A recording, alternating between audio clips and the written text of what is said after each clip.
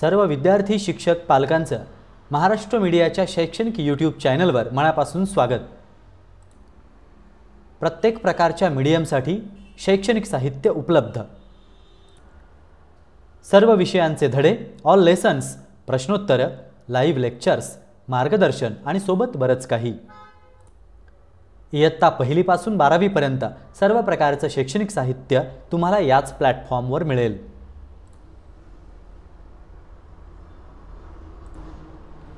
तुम्ही अद्यापपर्यंत या शैक्षणिक चळवळीचे सन्माननीय सदस्य झाले नसाल तर आत्ताच या चॅनलला सबस्क्राइब करा, बेल आयकॉनला क्लिक करा आणि सर्वांत आधी शैक्षणिक आणि विविध प्रकारच्या नवीन व्हिडिओच्या नोटिफिकेशन लवकरात लवकर मिळवा। तुम्ही सदस्य व्हा आणि इतरांनाही या प्रवाहात आणा। तर चलो मग, चलो इंडिया, शेअर करो, केअर करो। प्रिय विद्यार्थी मित्रांनो, आज महाराष्ट्र स्टेट बोर्ड मराठी सुलभ भारती इयत्ता 7वी या इंग्लिश मीडियमच्या पुस्तकातील आपण चॅप्टर 2 धडा क्रमांक 2 ज्याचं नाव आहे श्यामचे बंधुप्रेम, या श्यामचे बंधुप्रेम धड्यावर आधारित प्रश्नांची उत्तरं जाणून घेणार आहोत। सर्वात पहिला प्रश्न आहे, खालील प्रश्नांची 1 ते 2 वाक्यांत उत्तरं लिहा। अ, नवीन पाऊस सुरू होण्याचा मातीवर काय परिणाम होतो? ज्याचं उत्तर आहे, नवीन पाऊस जेव्हा सुरू होतो तेव्हा मातीचा रम्य सुंदर वास सुटत असतो। प्रश्न क्रमांक 2 आहे, श्यामने कोणता निश्चय केला होता? ज्याचं उत्तर आहे, गणेश चतुर्थीस गावाला जाताना धाकट्या भावास कोट किंवा सदरा शिवून न्यावयाचा असा निश्चय श्यामनं केला होता। ई, लहान भावाला आईने कसे समजावले? ज्याचं उत्तर आहे, एके दिवशी श्यामचा लहान भाऊ नवीन सदऱ्यासाठी हट्ट धरून बसला होता। त्यावेळेस त्याची समजूत घालताना आई म्हणाली, तुझे अण्णा दादा मोठे होतील, रोजगारी होतील, मग तुला 6 महिन्यांनी नवीन सदरा शिवतील, आता नको हट्ट धरू। त्या पुढील प्रश्न आहे, श्यामचे वडील वरचेवर दापोलीला कशासाठी जात? आणि ज्याचं उत्तर आहे, श्यामचे वडील वरचेवर दापोलीला कोर्ट कचेरीच्या कामासाठी जात असत। पुढचा प्रश्न, श्यामला चालण्याचे श्रम का वाटत नव्हते? श्रम म्हणजे कष्ट। ज्याचं उत्तर आहे, आपल्या लहान भावासाठी शिवलेला नवीन कोट कधी एकदा भावाला देतो असं श्यामला झालं होतं। श्यामच्या हृदयात प्रेम पूर आला होता, सुखस्वप्नात तो दंग होता आणि त्यामुळेच त्याला चालण्याचे श्रम वाटत नव्हते। तर मुलांनो, या सर्व प्रश्नांची आणि उरलेल्या प्रश्नांची उत्तरं आपण जाणून घेणार आहोत, पण तुम्हाला ही उत्तरं वहीत लिहून घ्यायची असतील तर व्हिडिओ थांबवा आणि उत्तरं लिहून घ्या। प्रश्न क्रमांक 2 आहे, खालील आकृत्या पूर्ण करा। प्रश्न अ, श्यामला थंडीच्या दिवसात न मिळणाऱ्या गोष्टी।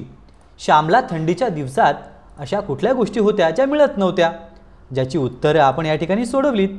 एक आहे मफलर, दुसरा आहे जॅकेट आणि तिसरा आहे गरम कोट। या 3 गोष्टी श्यामला थंडीच्या दिवसात मिळत नव्हत्या। प्रश्न आ कडे जाऊया। श्यामने आणलेला नवीन कोट बघून त्याच्या आईवडिलांच्या मनात निर्माण झालेले प्रश्न कोणकोणते? त्यांच्या आईवडिलांच्या मनात अनेक प्रश्न निर्माण झाले। तुम्ही धडा व्यवस्थित वाचला तर तुमच्या लक्षात येईल। पहिला प्रश्न, कोणाचे कर्ज काढलेस? दुसरा प्रश्न, कोणाच्या पैशांना हात तर नाही ना लावलास? तिसरा प्रश्न, का फीचे दवडलेस? म्हणजे फीचे पैसे घेऊन टाकलेस का श्याम तू? त्यानंतर आपण पुढच्या प्रश्नाकडे वळूया। प्रश्न क्रमांक 3, का ते लिहा, म्हणजे असं का झालं असेल? त्यातला अ नंबरचा प्रश्न, श्यामचे डोळे अणूंनी न्हाले होते। ज्याचं उत्तर आहे, श्यामने बाबांनी दिलेले खाऊचे पैसे साठवून आपल्या लहान भावासाठी कोट शिवून घेतला होता। तो कोट तयार झाला तेव्हा तो पाहून श्यामचे डोळे अश्रूंनी न्हाले होते। या ठिकाणी हा जो शब्द आहे तो आहे अश्रूंनी. त्यानंतर आपण पुढच्या प्रश्नाकडे जाऊया. आ. श्याम ज्यांच्या घरी राहायचा त्यांनी त्याला जाऊ नको असे म्हटले. का म्हटले असावं? त्याचं उत्तर आहे पाण्या पावसाचे दिवस होते. पावसा पाण्याचे दिवस होते. नदी नाल्यांना पूर आले होते. पिसईचा पया, सोंडेघरचा पर्या यांना उतार नव्हते. त्यामुळे श्याम ज्यांच्या घरी राहायचा त्यांनी त्याला जाऊ नको असं म्हटलं. त्यानंतर पुढचा प्रश्न आहे. पिसईचा पर्या दुथडी भरून वाहत होता. जोराचा पाऊस पडत होता. त्याच्या पाण्याला खूप जोर होता. त्यामुळे पिसईचा पर्या दुथडी भरून वाहत होता. आता जाऊयात पुढच्या प्रश्नाकडे म्हणजे शेवटच्या प्रश्नाकडे. ई. श्यामने सांगितलेली हकीकत ऐकून आईला गहिवर आला. गहिवर येणे म्हणजेच काय? ऊर भरून येणे.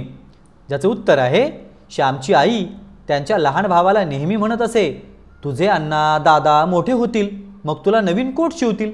आणि त्याचप्रमाणे श्यामने स्वतःच्या खाऊचे पैसे साठवून खाऊ न खाता आपल्या लहान भावासाठी नवीन कोट शिवून आणला होता. आणि म्हणून श्यामने सांगितलेली हकीकत ऐकून आईला गहिवर आला होता. तर विद्यार्थ्यांनो, श्यामचं बंधुप्रेम या धड्यावरील सर्व प्रश्न आपण सोडवले आहेत. आता पुढच्या धड्यांची प्रश्नोत्तरं सोडवण्यासाठी तुम्ही या चॅनलला सबस्क्राईब करा, बेल आयकॉन क्लिक करा, लाईक आणि शेअर करा, जेणेकरून तुम्हाला इतर सर्व विषयांचे सर्व धड्यांचे प्रश्न उत्तरं अगदी सहज उपलब्ध होतील. परत भेटूयात पुढच्या व्हिडिओमध्ये. तोपर्यंत गुड बाय.